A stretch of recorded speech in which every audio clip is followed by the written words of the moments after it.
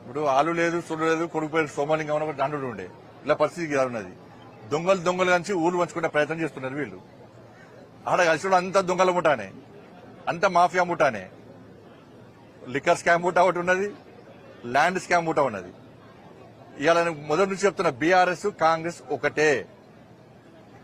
BRS party కేసుల నుంచి తప్పించుకోవడానికి కాంగ్రెస్ పార్టీకి సహకరిస్తున్నది. ఇద్దరు కలిసి పనిచేస్తున్నారు. ఢిల్లీలో కలిసి ఉంటారు, గల్లీలో కొట్లాడతారు.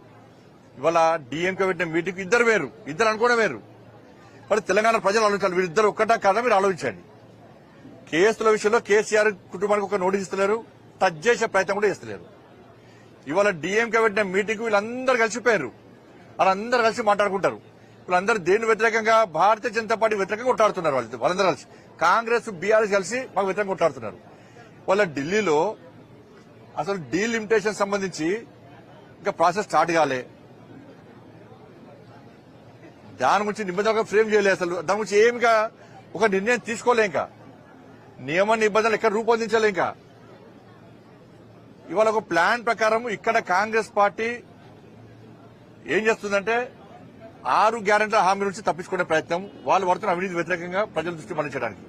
బీఆర్ఎస్ పార్టీ ఏం చేస్తుంది, మా మీద కేసుల గురించి కాంగ్రెస్ పార్టీ సహకరించాలి కాబట్టి మేము కాంగ్రెస్ పార్టీ ఏం చెప్తా చేస్తామని చెప్పి బీఆర్ఎస్ పార్టీ పోయారు. తమిళనాడులో డీఎంకే 1000 కోట్ల లిక్కర్ స్కామ్, 1000 కోట్ల లిక్కర్ స్కామ్ అక్కడ తమిళనాడులో డీఎంకే పాల్పడేది. లిక్కర్ స్కామ్ కు అవినీతికి పాల్పడుతున్నది. అవినీతికి వ్యతిరేకంగా ప్రజలు డీఎంకేకు వ్యతిరేకంగా తీర్పడానికి తమిళనాడు సిద్ధంగా ఉన్నారు.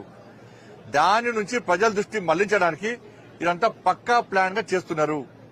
కానీ ప్రజలు ఎవ్వి పట్టించుకోరు.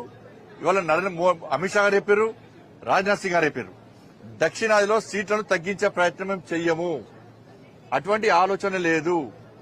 డీలిమిటేషన్ సంబంధించి ఒక నిర్ణయానికి మేము రాలేదు, దానికి ఏమి నియమ నిబంధనలుగా పెట్టలేదు మేము అని చెప్పి క్లారిటీ ఇచ్చినప్పుడు కూడా వాళ్ళ అవినీతిని తప్పించుకోవడానికి, ప్రజల దృష్టి మళ్లించడానికి, లిక్కర్ స్కామ్ నుంచి డీఎంకే తప్పించుకోవడానికి ఇవాళ ఈ కొత్త దుకాణాన్ని స్టార్ట్ చేశారు.